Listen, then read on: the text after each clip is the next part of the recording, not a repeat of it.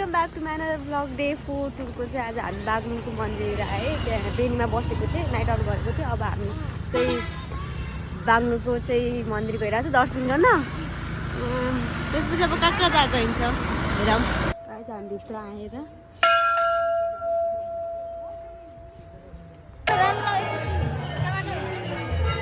Finally guys यस्तो रमाइलो भजन wow guys मैले के किने पुवा किने सब गर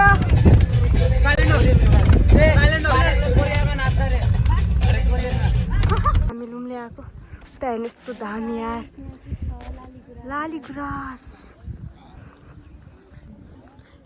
के अब भेडा यति हिँड्नु पर्ने रहेछ यति माथि रहेछ पुगे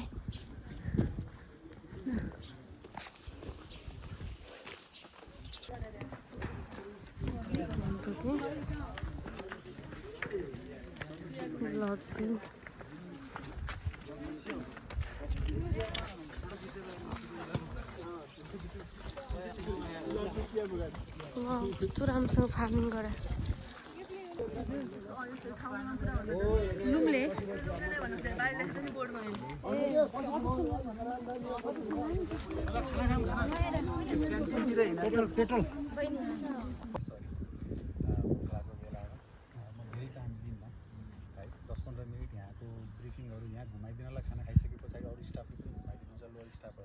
तर उहाँहरूलाई चाहिँ त्यो पछाडिको सबै साइन्सहरू केही क्वेसनहरू भयो भने त्यसको एन्सरहरू थाहा नहुन सक्छ भन्ने हिसाबमा मात्र ब्याचलरको स्टुडेन्टहरूलाई सकेसम्म हामीले रिसिभ गरौँ भन्ने हुन्छ अरू किसानहरूलाई चाहिँ हामीले अब सबै टाइम यो ठाउँमा आइपुग्दाखेरि यो लुम्ले भनेको प्रदेशको अहिले चाहिँ कृषि अनुसन्धान निर्देशनालय भन्छ होइन निर्देशनालय भने पछाडि यो प्रदेशको मेजर मुख्य अफिस हो र यो अफिसमा धेरै पहिला यो ब्रिटिसहरूले इस्टाब्लिस गरेको ब्रिटिसहरूले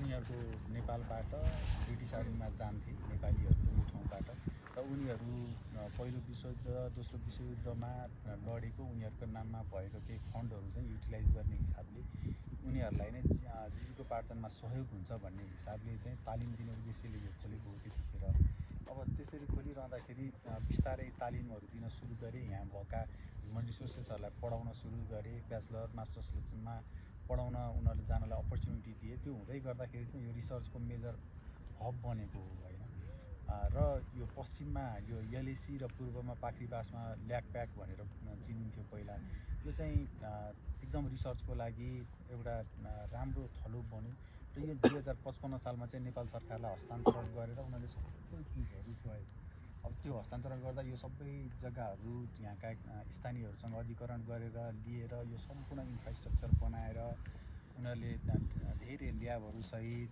केही समयलाई पुग्ने बजेट समेत दिएर गएका हुन् र त्यस पछाडि चाहिँ अहिले ट्याक्स पेयरको मनी अब हामी सबले तिर्ने ट्याक्सबाट चलेको हुनाले पहिला जस्तो ह्युमन रिसोर्सेस पहिला जस्तो बजेट र पहिला जस्तो स्केल चाहिँ छैन अहिले अब यो हाम्रो नेपालको नै भन्नुपर्छ त्यहाँमाथि राज्यले नै रिसर्चलाई अनुसन्धानलाई प्रायोरिटाइज नगरेको सन्दर्भमा त्यति धेरै बजेटहरू छैन तर अहिलेको समयमा बजेट भन्दा पनि फेरि समस्या चाहिँ ह्युमन रिसोर्सेसको हो कुनै बेला यहाँ 150-200 जना साइन्टिस्टहरू टेक्निकल मेन पावर भएको ठाउँमा अहिले नितान्त टोटल स्टाफ हामी लगभग 19 जना जति मात्र छौँ 4-5 जना मात्र सिनियर स्टाफहरू साइन्टिस्टहरू छौँ त्यो भएको हुनाले काम चाहिँ धेरै छ र त्यो भनेको के हो भने भोलि यहाँ कुनै बेला भ्याकेन्सी खुल्यो भने एग्रिकल्चरको आउनको लागि स्कोप पनि ठुलो छ प्रोबेबली अबको नेक्स्ट इयर खुल्छ होला होइन यो चाहिँ भयो यो हाम्रो कसरी स्थापना भयो के हो भन्ने कुराहरू अब यहाँ मुख्यतया हुने रिसर्चहरूमा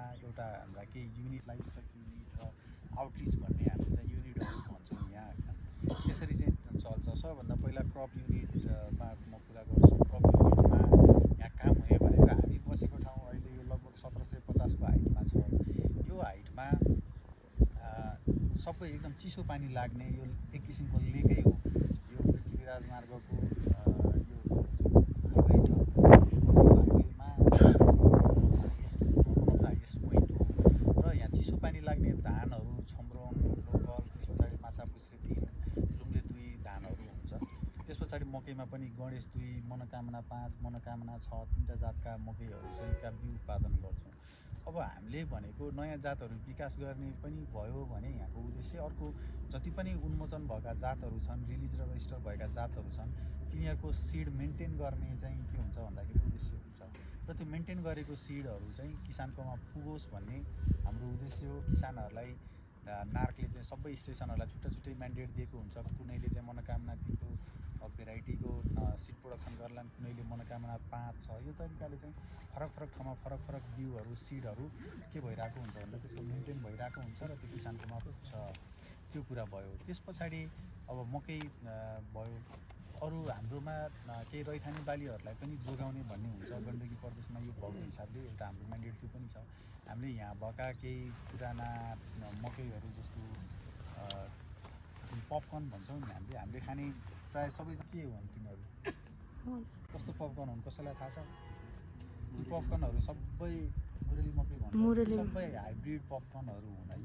ती हाइब्रिड पपकर्नहरू प्रायः ब्राजिल, अर्जेन्टिना ती राष्ट्रहरूबाट नेपालमा चाहिँ आइरहेको हुन्छ र हाम्रामा पनि छन् ती पपकर्नहरू। ती रैथाने जातहरूलाई हाम्रा 2-3 किसिम मैले त्यसरी आफ्नो हिसाबले एकाङ्की तरिकाले मैले रिसर्च गर्न पनि पाउँदिनँ। त्यो पनि एउटा तरिका छ। किसानहरूमा भएको समस्याहरूलाई प्राथमिकरण गरेर यहाँ PATWG भन्छौँ, प्रदेशका सम्पूर्ण स्टेक होल्डरहरू एक ठाउँमा बसेर मुख्य प्रब्लम प्रायोरिटाइज गरेर त्यो प्रब्लमहरू माथि जान्छ। माथिबाट पनि फेरि अरू प्रब्लमहरू आएर त्यो डिफ्रेन्ट प्रब्लमहरूमा अनि सबैजनाले प्रपोजल लेखेर त्यसलाई पियर रिभ्यू भएर अनि बल्ल त्यो एक्सेप्टेड प्रपोजललाई मात्र बजेट आउँछ र त्यो मात्र रिसर्च गर्न पाइन्छ।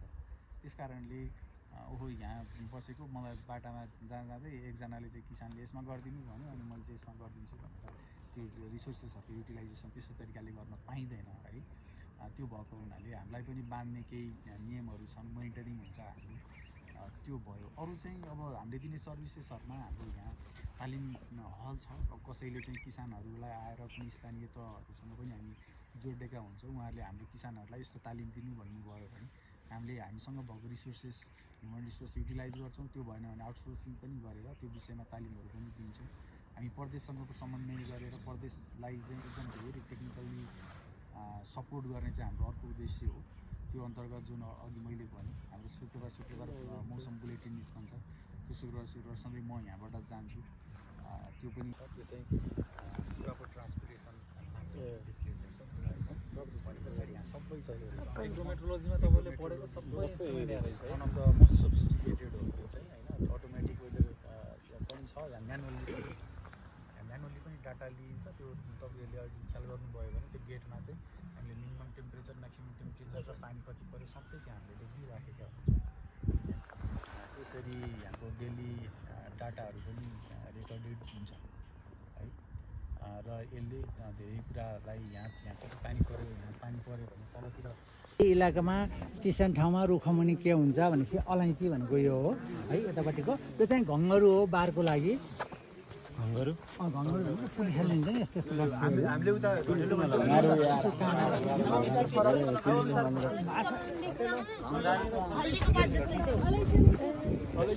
अलैँची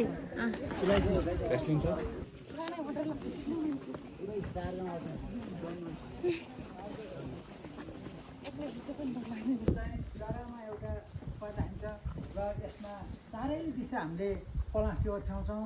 ओछ्याइसकेपछि सबैभन्दा हामीले भदौमा राख्छौँ। नेपालभरिको बढी पानी पर्ने भनेको पोखरा भनेको पनि हाम्रो यहाँ नुम्ले हो र यसमा हामीले के गर्छौँ भनेदेखि चारै दिशा हामीले प्लास्टिक राख्छौँ। राखिसकेपछि नेपियर, सेटेरियम, मकै अनि त्यहाँबाट हामीले यसरी मिसिनमा टुक्राउँछौँ।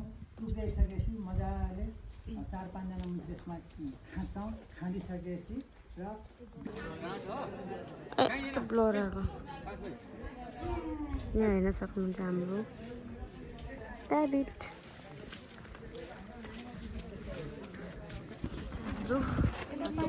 त्यहाँबाट निस्किन्छ नि यस्तो त्यसै सफेल्टी भयो नि यो सकिन्छ नगर्नु। थाकिलास्टै अब हामी जान लागिरहेको छौँ नुम्लेको माथि टपमा आएर। मेरो एउटा फोटो